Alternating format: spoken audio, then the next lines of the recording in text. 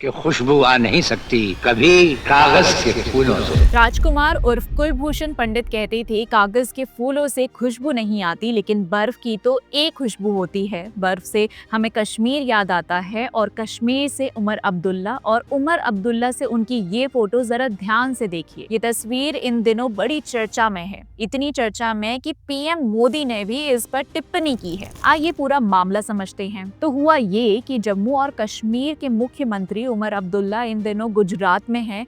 जब वे गुजरात पहुंचे तो साबरमती रिवर फ्रंट पर घूमते दिखाई दिए, और स्टैचू ऑफ यूनिटी पर जाकर तो मंत्र मुग्ध हो गए। पीएम मोदी ने भी अब्दुल्ला की इस यात्रा को सराहते हुए कहा, Kashmir to Kevadia, good to see Shri Umar Abdullah ji enjoying his run at Sabarmati river front and visiting the statue of unity. ये पंक्ति केवल एक पॉलिटिकल कमेंट नहीं है, बल्कि संदेश है पूरे देश को कि विदेश बाद में जाइए, पहले अपने देश को देख लीजिए, स्टैचू ऑफ यूनिटी को देख लीजिए। उमर अब्दुल्ला का सुबह सुबह साबरमती रिवर फ्रंट पर दौड़ लगाना, जहां वॉकर्स और रनर्स की एक एनर्जेटिक क्राउड होती है, इस पूरे नरेटिव में एक कैजुअल और ह्यूमन टच लाता है। उन्होंने खुद कहा, it is one of the nicest places I have been able to run, और अटल फुट ब्रिज जैसे आधुनिक इंफ्रास्ट्रक्चर को भी उन्होंने सराहना की। लेकिन उनका सफर यहीं तक सीमित नहीं था। जब वे केवड़िया में स्टैचू ऑफ यूनिटी और उसके पास बने सरदार सरोवर डैम तक पहुंचे तो उन्होंने खुलकर कहा कि उन्होंने कभी कल्पना नहीं की थी कि ये दोनों स्ट्रक्चर्स इतने इम्पैक्टफुल होंगे। उन्होंने ये भी हाईलाइट किया कि कैसे ये डैम कच्छ जैसे सूखे क्षेत्रों में पानी पहुंचा रहे हैं, और कैसे ये सभी नए भारत के सिंबल्स बन चुके हैं। ये सिर्फ साइट सीइंग नहीं थी, बल्कि ये एक इमोशनल और एस्पिरेशनल कनेक्ट था, एक ऐसे नेता का जिसने शायद अपने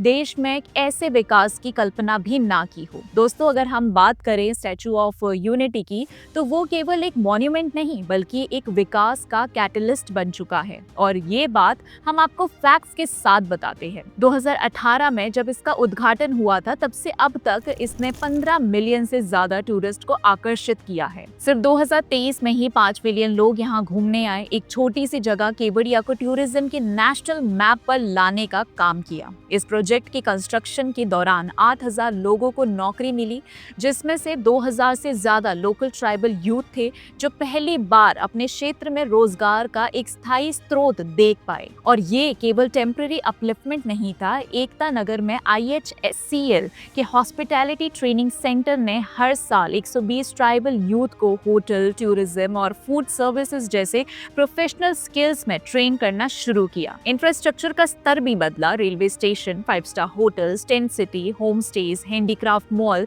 सबने मिलकर इस जगह को एक इकोनॉमिक इंजन बना दिया। 2018 में जहां सिर्फ 4.5 लाख लोग आते थे, 2023 तक ये संख्या 20 लाख को पार कर गई। और तो और 2022 में 58.25 लाख लोग इस स्टैचू को देखने आए, एक रिकॉर्ड नंबर जिसने देश के भीतर टूरिज्म का नया बेंचमार्क सेट कर दिया। दोस्तों, कहना गलत नहीं होगा कि जहां एक वक्त लोग कहते थे ये पैसा बर्बाद है, आज वही जगह रोजगार, सम्मान और संभावनाएं दे रही है। आज उसी प्रोजेक्ट ने roads, railway station, luxury hotels, tent cities और हॉस्पिटैलिटी ट्रेनिंग सेंटर्स के जरिए उन लोगों के जीवन में रोशनी डाली है जो पहले डेवलपमेंट के मैप से ही गायब थे। ये उन लोगों के लिए जवाब है जो तब कहते थे ये स्टैचू किस काम का, और आज शायद उन्हें ये कहना चाहिए, ये तो भारत का आइकन बन गया। अब वक्त है कि हम इस कहानी को एक मूवमेंट में बदले। जब कश्मीर के नेता गुजरात के विकास को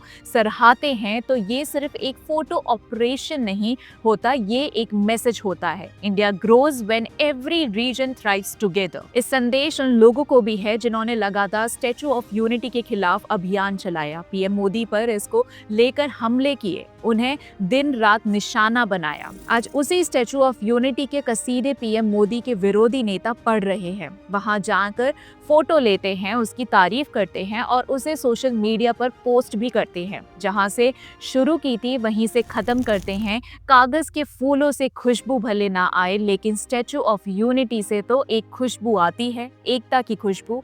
आपको क्या लगता है? कमेंट सेक्शन में हमें जरूर बताएं। अगर आपको हमारा कंटेंट पसंद आता है तो हमारे चैनल को सब्सक्राइब करना ना भूलें। इसी के साथ मिलते हैं अगली वीडियो में, तब तक के लिए जय हिंद।